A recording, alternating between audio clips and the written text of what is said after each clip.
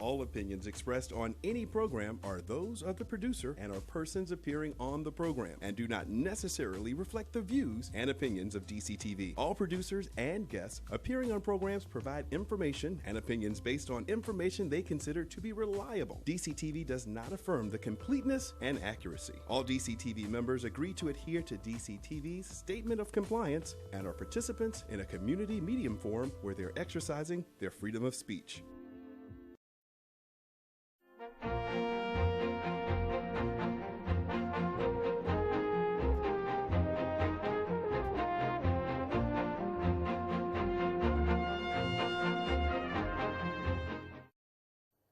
Good evening.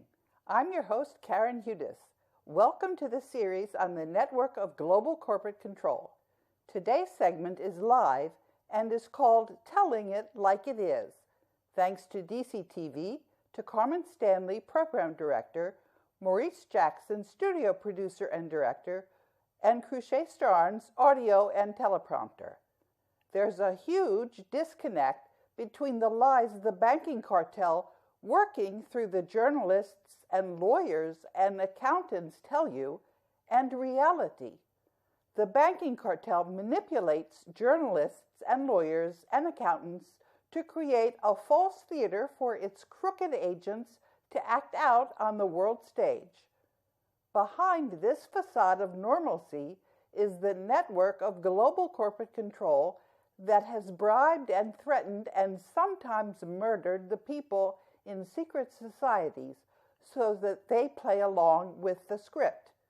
The network of global corporate control does this by printing paper money with which to pay these bribes and to enslave the rest of us.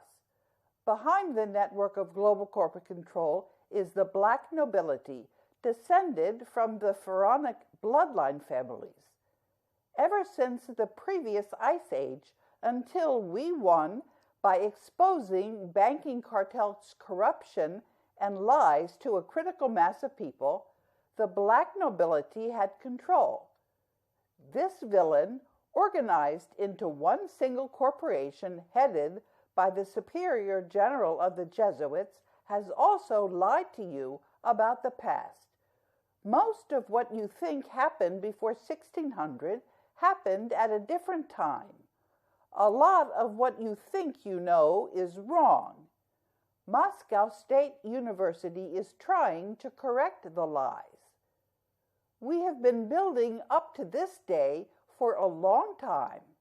Today, I'm announcing the defeat of the Black Nobility.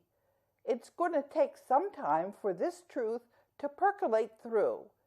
That's largely because of mind control weapons. Let's talk about mind control. Why should you believe me? I answered this question in last week's episode and in my social media just before this episode. Now I'm going to summarize. The short answer is that I'm working with all of humanity and we own the wealth of the world. And what I retweeted this morning, it's further back up to my statement that I'm speaking on behalf of the Coalition for the Rule of Law. This coalition has defeated the Black Nobility and Banking Cartel. The global currency reset is going to happen, and the rest of the commotion from the network of global corporate control is noise, just to confuse you.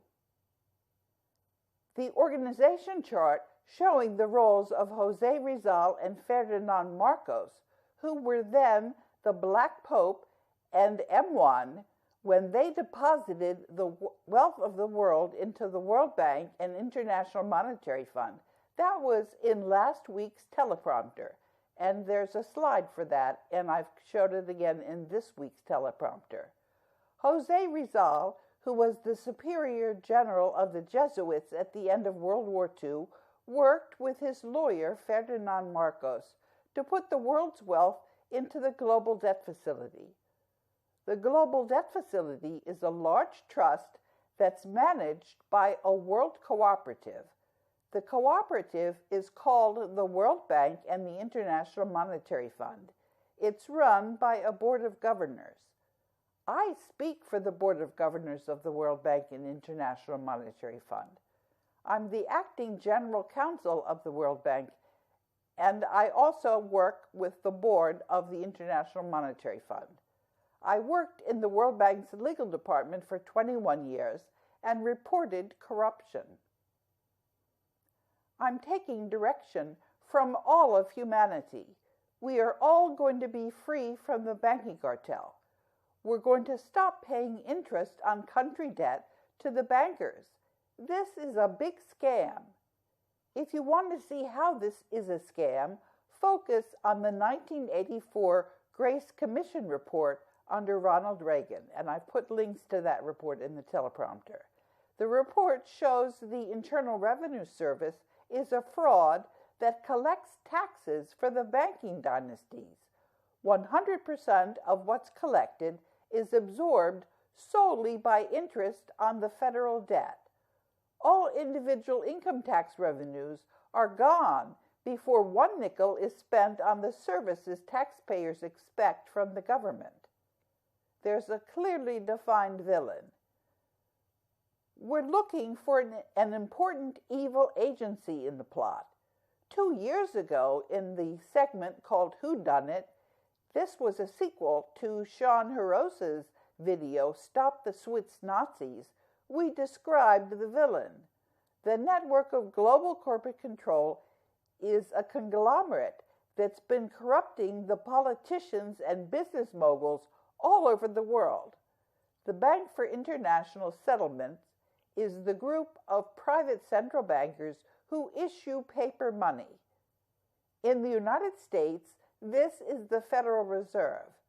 From Sean Haros, we also learned that these Swiss Nazis, whom we call the Network of Global Corporate Control, have been operating out of Switzerland ever since the Templars were outlawed in France on Friday, October 13th, 1307, when the French king, Philip the Fair, arrested all the Templars in France. We also learned how during the 30 Years' War, between 1618 until 1648, about 100,000 Swiss mercenaries under Templar control committed genocide against the Germans, killing 20 million Germans and their children. That corresponded to 2/3 of the German population. Whole cities disappeared from the earth. And in Alsace-Lorraine, Gallo-Roman Alsace Swiss mercenaries killed 95% of the population. In a video which I tweeted on the 3rd of August, we learned that this villain has been with humanity as long ago as 9,200 BC and probably before this ice age. This villain is good at hiding because it buys up all the media, internet search engines, and YouTube. Last week, I tweeted how the villain lied about who YouTube really is and how Google was created by the CIA. It took me hours to write my tweet because of the hackers and advanced weapons that tried to prevent me from getting through. I got through, and I'm still getting through. This is how you know that the Black Nobility is defeated. The banking cartel tells you nothing but lies to keep you from finding out what is real and what is made up. The banking cartel and the Black Nobility at its center are hiding reality from you. They've been lying to you for centuries. Your entire concept of what happened in history has been distorted. It's not only your past where you've been duped. I'll give you an example of a bold-faced lie involving the owner of YouTube. According to the October 15th and 18th, 2018 issue of New York Magazine, the CEO of YouTube, Susan Wojcicki, is the most powerful woman on the internet. New York Magazine says on page 58, CEO of YouTube, Google was started out of Susan Wojcicki's garage in 1998. She rented it to Larry Page and Sergey Brin. Google didn't start out of Susan Wojcicki's garage. Google was a project of the intelligence community. According to an article by Nafis Ahmed called How the CIA Made Google, the NSA, CIA, U.S. Air Force Research Laboratory, as well as the U.S. Army's Space and Naval Warfare Systems Command, named the project where Google really began Massive Digital Data Systems. In writing the teleprompter, I had to upload the entire article again because the Black Nobility was trying to keep on lying to you. In a couple of minutes, I'm going to speak to you extemporaneously. I do this now at the end of the programs because some people don't like when I read from the teleprompter. I write all the teleprompters, and these are a quick way of keeping my followers informed. It's also important for people to see that I'm well and can think on my feet.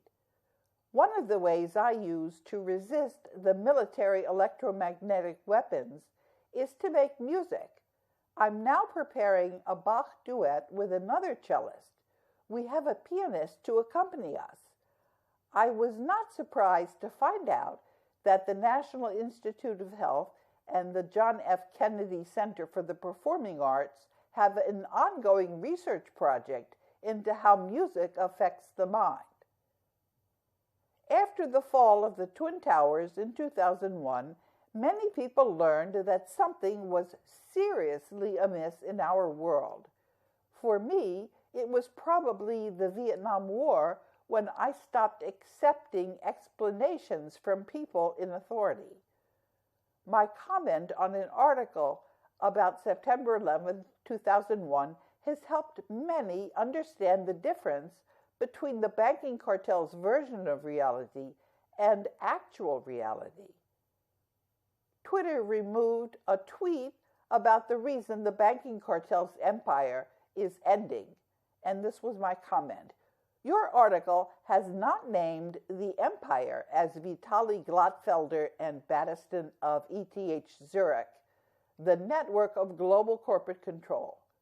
You are incorrect also that the immediate future remains unclear, particularly for Western nations.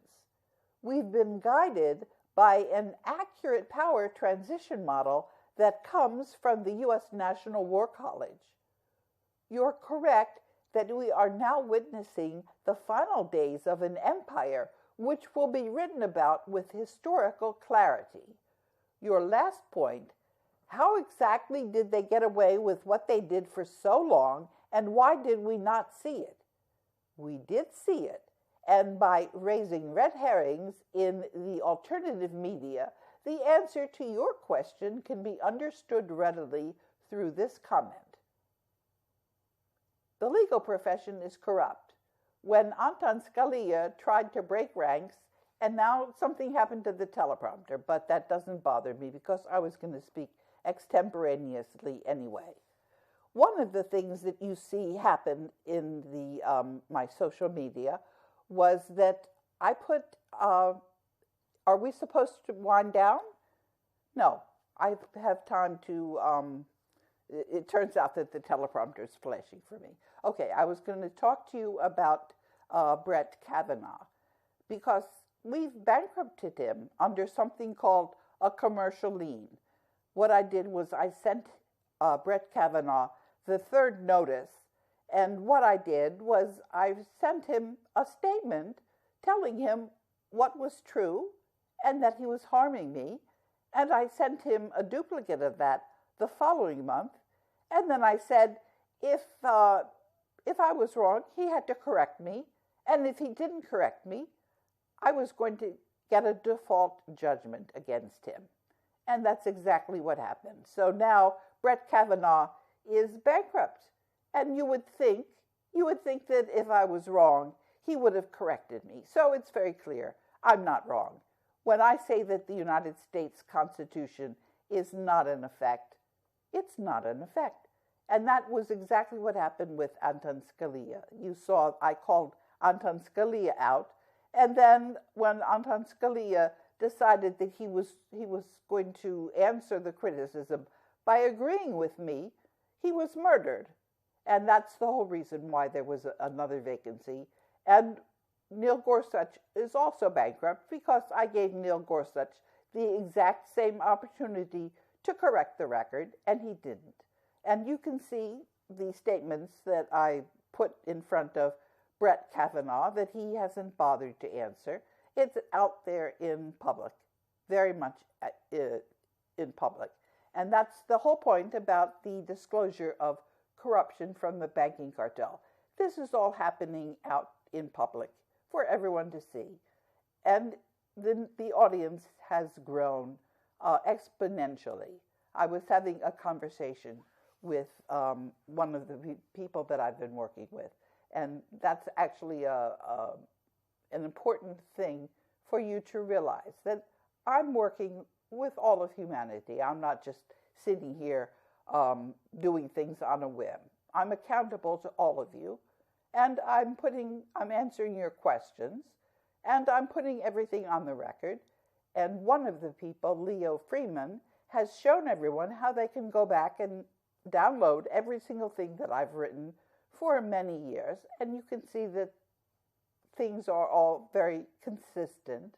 And that's one of the ways that you can see that I'm telling the truth, because there's no way that I could have made all of this up consistently and logically.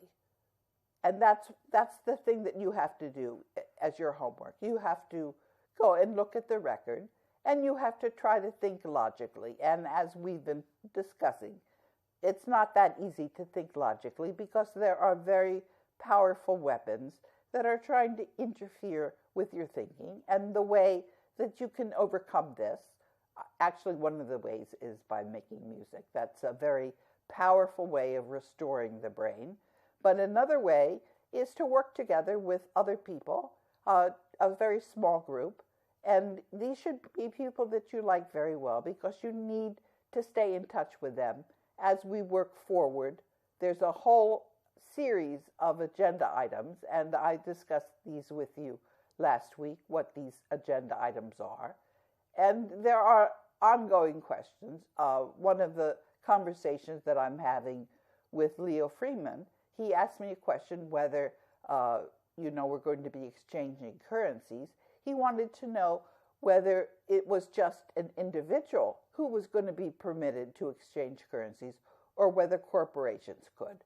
And I said, no, corporations cannot. It's got to be natural persons who are given the opportunity to exchange the paper currency for the currency out of gold, which we call aurum.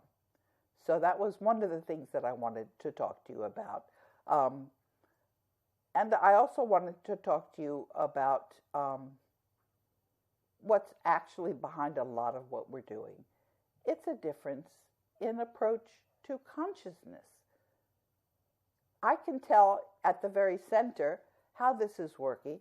I review a lot of emails that I get, comments on the archives, and I can see that the questions are getting quite specific and quite sharp.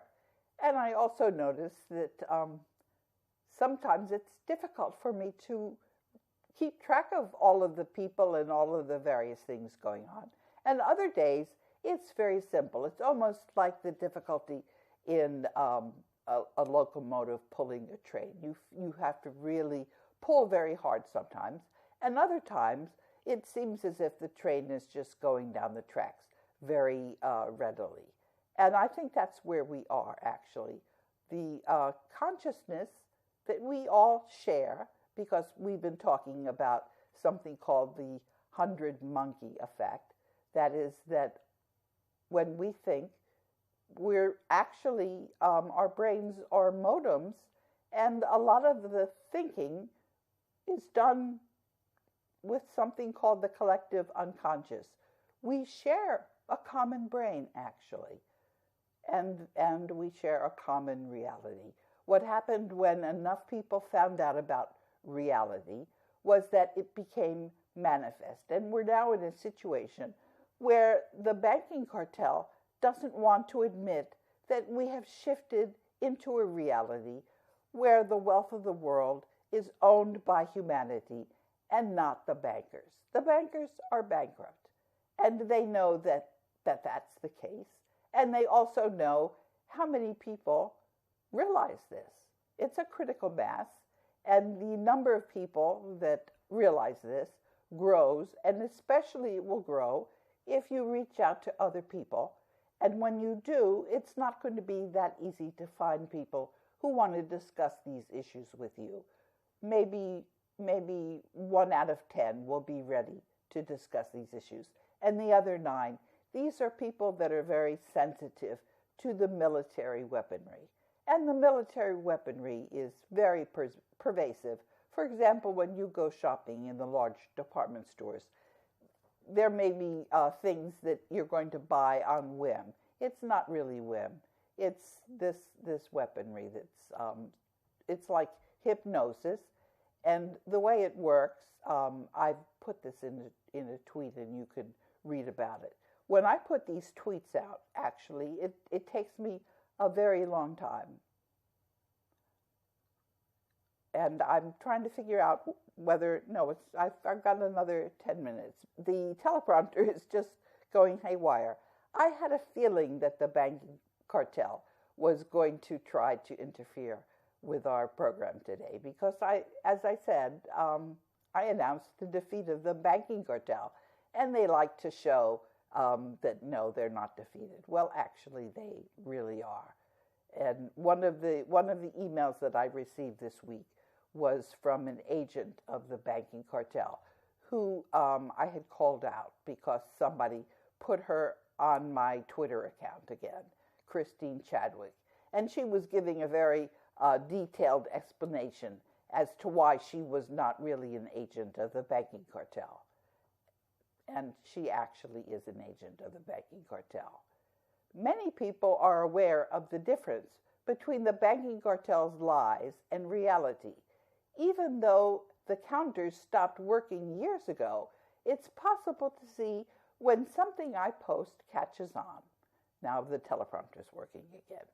Did you know the term conspiracy theorist was a term made popular by the CIA to stop critical thinkers from asking questions about John F. Kennedy's assassination?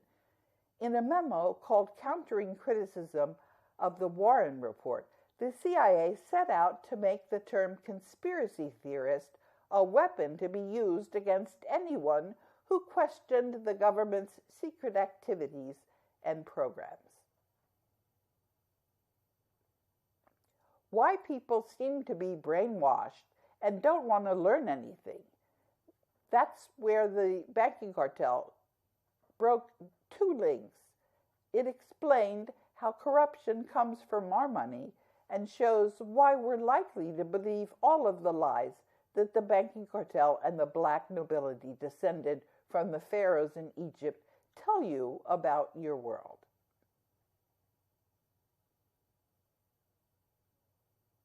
And I'm now waiting for the teleprompter to scroll.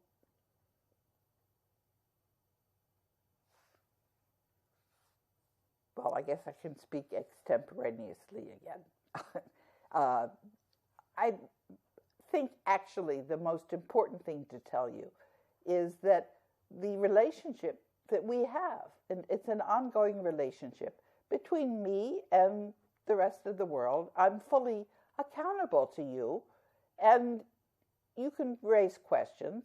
We're going to be in this relationship for the duration, for the global currency reset. That's the whole point about the global currency reset. We're going to be exchanging the corrupt paper money for money out of gold, and we're going to be working together, and we're going to be in a totally different world, because a world without corruption, where our kindness and our attachment to each other is free to flourish. This is the kind of world we ought to be living in. One of the things that I've learned is that we don't really know who we are. We're a lot kinder than we thought. That's one of the ways that we have the most pleasure is by being kind. And that comes very naturally to us. From what you see in the media, you wouldn't know this because the media is all controlled by the banking cartel. But yes, that's one of the things that we're going to learn. One of the other things is that there are a lot of inventions that are there that the banking cartel is interfering with or using because they want to earn profit. So energy is actually available and cheap, but we're stuck with petroleum because all of the inventions they're being hidden from us. And I got a letter from somebody. I can't tell you who that is, and we're now discussing this. But it turns out that there was an inventor of a free energy system, which is now in the World Bank. But there's another free energy system that is available from India. So all of this energy is going to be available, and it's going to be free. That's one of the chief differences. Another difference is that our health problems, there have been wonderful cures for many, many diseases that they've actually been available since the 1920s. But again, the banking cartel wants to make a lot of money from pharmacies, so it's not allowing that information and those cures to be available to us. So we're going to be in a world where we don't suffer as many health problems, where we're not being interfered with, our kindness is there, our communities will be organized in a very different way, our businesses will be organized in a different way. We're not going to have these mega corporations or one bank. And the way we go about the transition, this is something that we're all going to be working together on. And I'm going to hopefully be around to be part of this collaboration. But actually, as I've pointed out, there's enough information available about the corruption that this is not, nobody's going to turn the clock back. We enough of us know about what the real reality is. And of course, the gold and other wealth in the global debt facility, this is also going to be available. It's not going to come out immediately. We have to find ways of organizing ourselves that doesn't create a single one world order. So it's going to take us a while to get our currency clean and to get ourselves organized in communities. And local currency is one of the ways that we're going to have to use for the transition. There are many others, and as I said last week, we were talking about some of the different issues that are going to have to be grappled with during the global currency reset. Today's segment is called Telling It Like It Is. We're learning about what's really going on from each other. Things are never going to be the same as more and more of us understand how one corporation seriously underestimated what all of us working together are able to accomplish.